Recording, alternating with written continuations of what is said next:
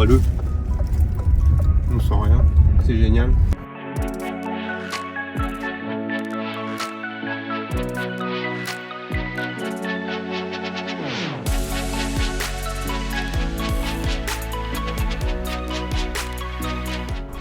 Bonjour à tous et bienvenue sur Ovango. Aujourd'hui c'est écrit dessus, on essaye la nouvelle Citroën IC4.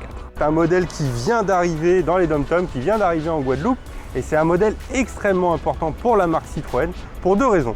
Le premier, c'est que c'est le premier modèle d'une révolution chez Citroën, une révolution stylistique et une révolution technologique. Mais ça on va en parler après. Mais c'est surtout très important pour Citroën parce que la C4, en fait, elle n'était plus vendue depuis 2018. Ça fait 3 ans que Citroën est absent du segment des compacts. Alors il y avait bien le Cactus qui a remplacé un petit peu la C4 au pied levé, mais c'était un modèle atypique qui n'était pas vraiment comparable à la concurrence. Donc là, c'est le retour en force de Citroën sur les compacts. Est-ce que c'est un retour réussi ou est-ce que ça va être un flop? C'est ce qu'on va voir. Et je vous parlais de révolution stylistique, on va commencer par l'extérieur. Et là, vous le voyez, c'est évident. C'est fini le style Citroën tout en rondeur. Les derniers modèles, la C3, la C3 Aircross, même jusqu'à récemment la C5 Aircross, c'était des modèles tout en rondeur, tout en bonhomie, des modèles en sympathie, on va dire. Il y avait une identité Citroën autour de ça. Et là, patatrac, c'est fini. Là, on a un design musclé, on a un design avec des traits hyper saillants. On est presque dans des inspirations un peu japonaises, à la Toyota, à la Nissan. Donc c'est un peu déstabilisant, je trouve que Citroën avait une vraie identité sur son précédent design et là ça marque une vraie rupture. Après cette calandre, je la trouve assez réussie, des chevrons qui partent en V comme ça, qui se croisent, qui se regardent, c'est plutôt réussi. L'avant, pour moi, c'est la partie la plus réussie. Je ne sais pas comment la positionner cette voiture. Est-ce que c'est un SUV?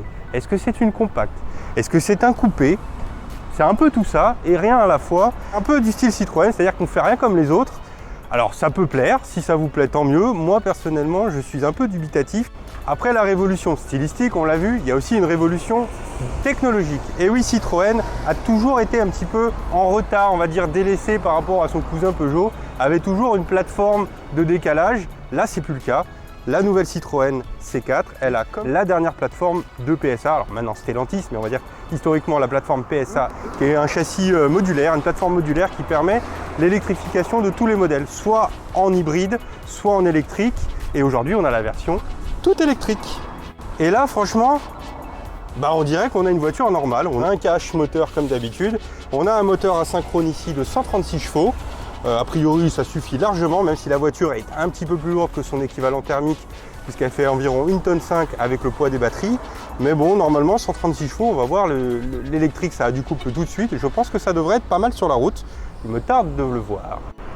Mais avant d'aller sur la route, on va quand même regarder l'intérieur. À commencer par le coffre. Oui, parce que qui dit électrique souvent dit coffre réduit. Et là, c'est pas le cas. On a un coffre tout à fait normal puisque les batteries sont dans le plancher. Donc qu'on choisisse la version électrique ou la version thermique, le coffre est strictement identique.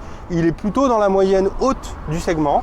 Par contre, c'est vrai qu'on aurait pu avoir encore plus si on avait eu un vrai haillon sans cette lunette qui descend comme un coupé.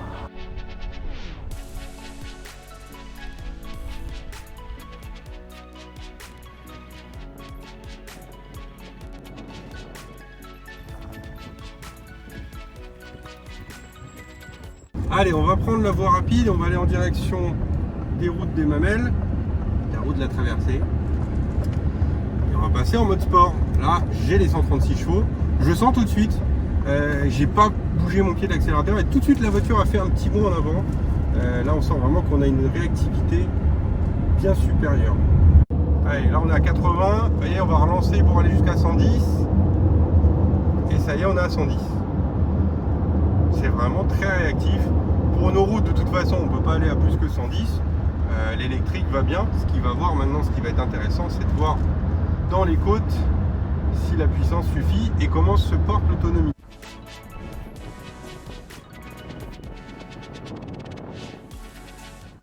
Par contre, dans les virages, ça prend du roulis. On n'est pas tenu. On va sur les côtés complets. On n'est vraiment pas tenu dans les sièges. Donc voilà, si vous vouliez acheter une voiture un peu dynamique, que vous faites des petites routes tous les jours où vous aimez bien vous amuser, clairement, c'est pas la Citroën C4 qu'il faudra acheter. Bon, là dans les relances, là ça grimpe vraiment. On va passer en mode sport parce que là en mode normal c'est un peu juste.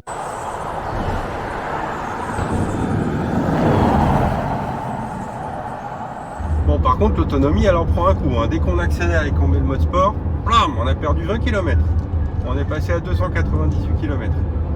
Mais comme je vous disais, il ne faut pas s'arrêter à 500 mètres. Il faut jouer, c'est sur la durée, sur l'équilibre du parcours, ce qu'on va gagner dans les descentes, ce qu'on va économiser en ville, en roulage cool. Bon, bah forcément, si vous faites que de la petite route et que vous avez le pied lourd, là, c'est pas une voiture pour vous. Et là, on se sent bien à bord. Les plastiques sont plutôt de qualité. Les petits marquages ici sont assez sympas. Globalement, la qualité perçue est bonne. On est plutôt bien installé, mais vraiment, le seul point négatif, c'est cette manque de tenue dans le siège sur les petites routes. C'est dommage, ça aurait mérité un petit peu plus de renfort sur les côtés. Et je suis pas fan de cet allumage, de cet affichage tête haute. Ah oui, on a des grosses bosses. C'est hyper moelleux. On sent rien, c'est génial.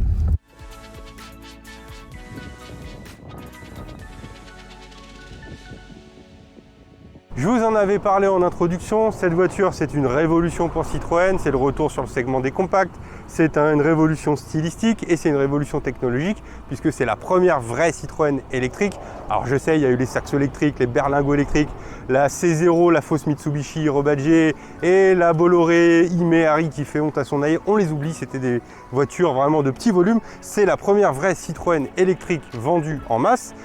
Citroën espère en vendre à peu près 20-25% du mix global des C4 vendus. Est-ce que c'est un retour en force réussi? Eh bien, je pense que vous l'avez compris, pour moi, c'est plutôt oui, mais avec un gros bémol sur le design. Voilà. Pour moi, l'auto, elle est réussie en termes d'agrément, en termes de confort, en termes d'utilisation au quotidien. C'est vraiment une bonne voiture, je pense. Par contre, une voiture, on l'achète quand même sur un coup de cœur, il faut qu'elle vous plaise, vous la voyez tous les matins, vous allez mettre vos fesses dedans tous les matins. Et là, moi, j'aurais du mal à lâcher mon chèque pour ce design-là. C'est un parti pris très fort de la marque Citroën d'avoir voulu faire un truc bien atypique.